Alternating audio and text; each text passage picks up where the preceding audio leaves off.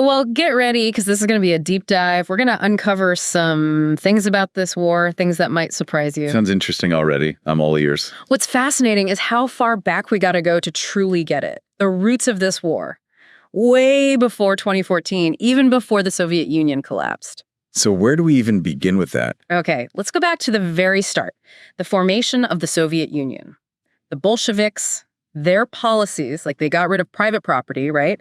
Suppress individual businesses and all that. It had consequences they didn't see coming, especially in Ukraine. Like what kind of consequences? Well, for example, there was that forced famine in Ukraine in the 1930s. The Holodomor created this deep distrust of Moscow, and it still exists today. So you're saying the very structure of the Soviet Union was part of the problem? Exactly. Creating republics like Ukraine, giving them this nation status within the USSR, seemed like a good idea for unity at the time, but it actually created these artificial divisions. I never thought of it that way. Think of it like this. Imagine if, say, the south of France, they got their own language and culture, right? Suddenly they become a separate republic within France. Wouldn't that create tension? Maybe even conflict later on. Yeah, that makes sense. It's like those internal borders became time bombs just waiting to go off when the USSR fell apart. Right, exactly. When those republics became independent countries, they inherited all this baggage, intertwined history, unresolved issues, a messy legacy that's still shaping things between Russia and Ukraine today. Okay, so the stage was set, but things really blew up in 2014, right? With those Maidan protests and Yanukovych getting kicked out. Yeah, 2014 was a huge turning point.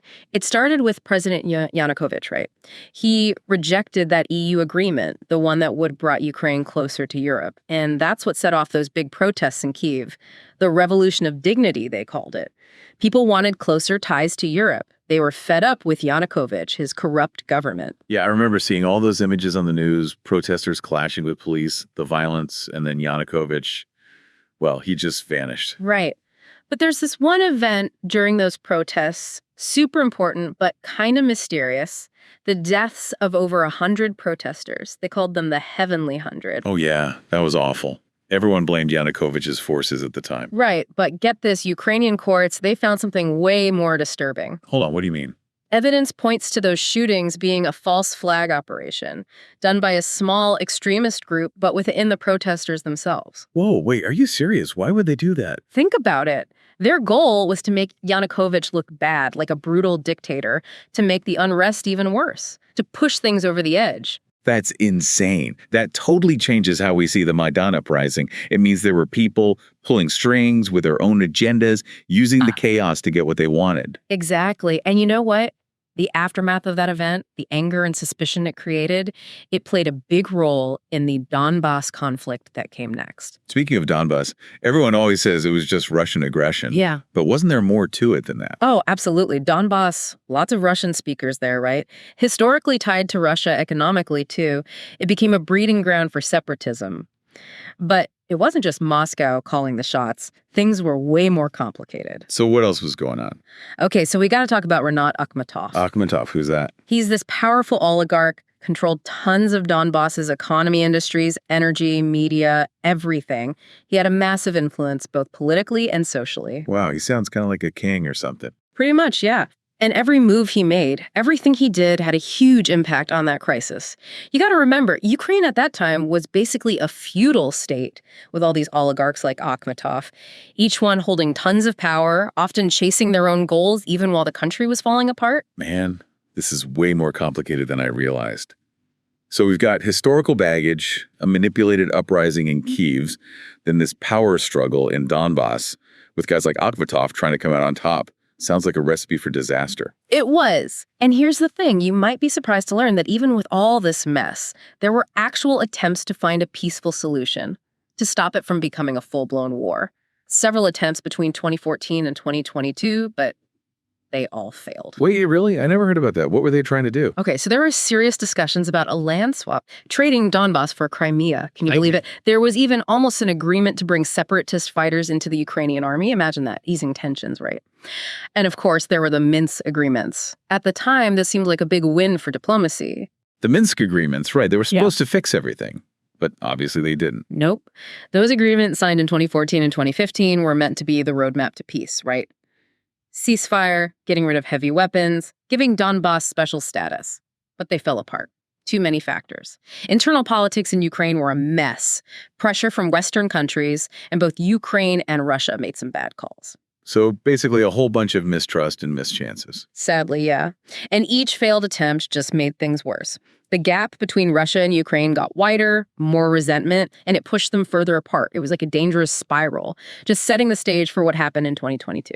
So last time we left off talking about those peace attempts that went nowhere in the years before the 2022 invasion. But once the fighting started, was it really like we saw in the news, brave Ukrainians against this giant Russian war machine? Well, there's no question the people of Ukraine fought hard. But what really happened was much more complicated. That first story everyone believed, about the Russians being unstoppable and about to take Kyiv, it was wrong. Yeah, those first few days were scary. We all thought Kyiv was going to fall. What actually happened? Turns out the Russian military wasn't what people thought. Their logistics were a disaster, their equipment, a lot of it was old, outdated. Their tactics, too. They made huge mistakes that stalled them, gave the Ukrainians time to fight back. So not exactly the super powerful army everyone expected, huh? Nope, not at all. And the Ukrainians, yeah, they were brave, but some of the choices made on their side, well, they make you wonder who is really making decisions and why. Okay, now you've got me curious. What kind of decisions are we talking about? Let's take the Berkut, for example. Remember them? The riot police against those Maidan protesters back in 2014. When Yanukovych ran off, the new government basically abandoned those guys. Most of them were from Donbas, and suddenly they were labeled traitors even though they were just following orders. So they were stuck in the middle of this political mess, blamed by everyone. Exactly. They felt betrayed, and a lot of them ended up in Donbas, joining the separatists. They were perfect recruits. Angry, wanting payback. It's crazy how, even in a huge war, there are all these personal stories, individual reasons for fighting. It just adds to how complicated it all is. Absolutely. And speaking of complicated, we got to talk about those oligarchs again, especially Renat Akmatov. We talked about him before, the guy with all the power in Donbas. Oh, yeah, right, the super rich guy. What was he doing when the war started? Looks like he was trying to play both sides at first, staying connected to Russia and Ukraine, waiting to see who'd win before picking a side. A smart businessman, huh? Waiting to see which way the wind blows. Yep. But as things got worse, and the separatists, with Russia backing them, started winning, Akhmatov had to choose. So he sided with Ukraine in the end. Seems like it. But remember, even in Ukraine, there were different groups fighting for power with their own goals. The whole political scene was constantly changing, alliances shifting all the time. So even the idea of Ukraine being totally united against Russia, it's not that simple. Nope. And those divisions inside Ukraine, they actually affected how the war went, like the Battle of Debaltseve in 2015, a big loss for the Ukrainians. I kind of remember hearing about that. Wasn't it a turning point in the Donbas fighting? It was, and some military experts think Ukraine could have avoided losing that battle. There are reports that they were ordered to advance through this narrow area right by the Russian border. They were sitting ducks for Russian artillery. Why would they do something so risky? It sounds like they were walking into a trap. Some people believe that attack was about money, that some oligarchs, maybe even Akhmatov, wanted to capture a big factory in Debaltseve, a factory that would make them even richer. So even with a war going on, people were still thinking about getting rich, even if it meant risking other people's lives. That's the sad truth about war. It brings out the best and the worst in people. And here it seems some people were happy to use the chaos to get what they wanted, no matter the cost. That's pretty disturbing. Makes you wonder if peace was ever really possible or if this was always going to end in violence. That's a really good question. And to figure that out, we need to look closer at those times they tried to negotiate, especially those Minsk agreements. Everyone thought they were the answer. The Minsk agreements, right. Signed back in 2014 and 2015. But they didn't exactly stop the fighting. So what happened? Why didn't they work? From Ukraine's side, they basically saw Minsk as a way to buy time, to rebuild their army and get ready for a fight with Russia later. They weren't really serious about the political parts, like giving Donbas autonomy. So they were just playing for time, getting ready for round two. Exactly. And Russia. They used Minsk to keep their influence in eastern Ukraine, keep the conflict going, and stop Ukraine from joining the West. So neither side actually wanted real peace. They were just using Minsk for their own purposes. That's pretty much it. They weren't really committed to peace, plus the issues inside Ukraine and pressure from the West and Russia. It was all too much. The Minsk agreements were doomed from the start. Which brings us back to that big question. Yeah. Was the 2022 invasion bound to happen? Or Were there chances to stop it that everyone missed? There were definitely moments, little chances to do things differently. But those moments got lost in all the mistrust, bad decisions, and just the plain weight of history.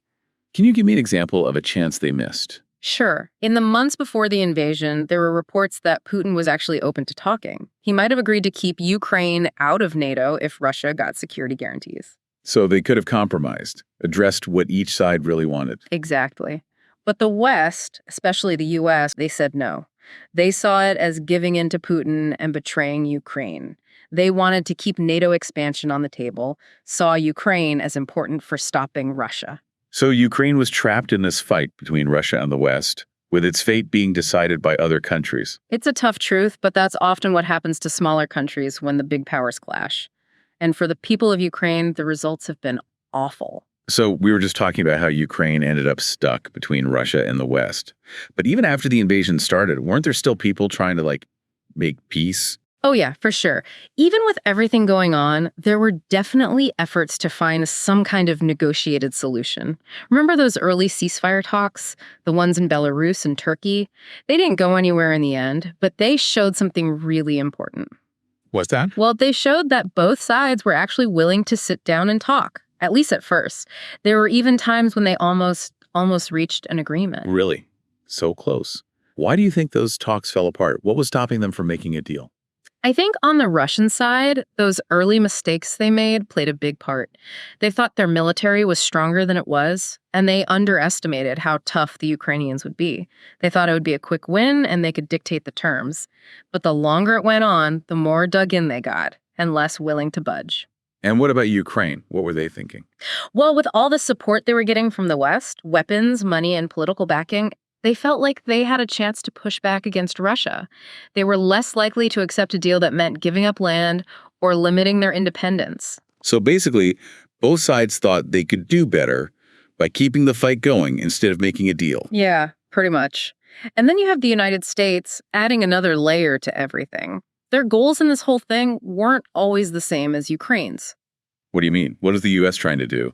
Well, they saw the war as a chance to weaken Russia, get them stuck in this long, expensive fight that would drain their resources and make them look bad on the world stage. The U.S. also wanted to show they were serious about NATO and scare off Russia from messing with other Eastern European countries. So once again, it's like Ukraine's fate was being decided by someone else. It's tough, but yeah, that's often how it goes when smaller countries get caught in the middle of a fight between superpowers.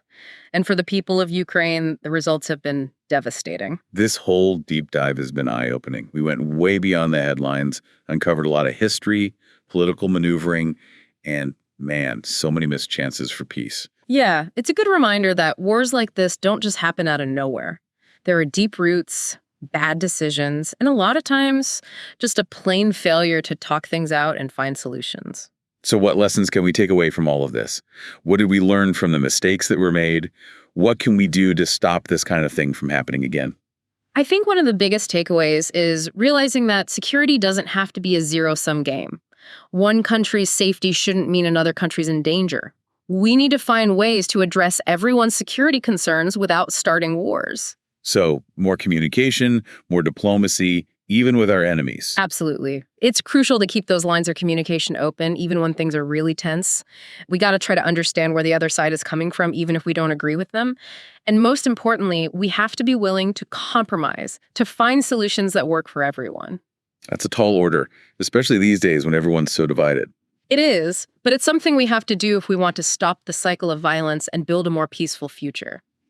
This war in Ukraine, it's a powerful reminder of what happens when diplomacy fails. This has been a really insightful look at this conflict, that's for sure. We peeled back all those layers and got a much clearer view of what's really going on. It's a war with a long and messy history, and there are no simple solutions. But by taking a closer look, by trying to see things from all sides, maybe we can learn from the past and work towards a better future. A future where talking and understanding win out over fighting and violence. That's a goal worth fighting for, in a way. And that's something for all of us to think about. What can each of us do to help make that happen? It's a question worth considering. Until next time, keep exploring, keep asking those tough questions, and keep diving deep. Subscribe to our podcast, available on Spotify, Apple Podcasts, and YouTube. We're here to make things clear. New episodes every day.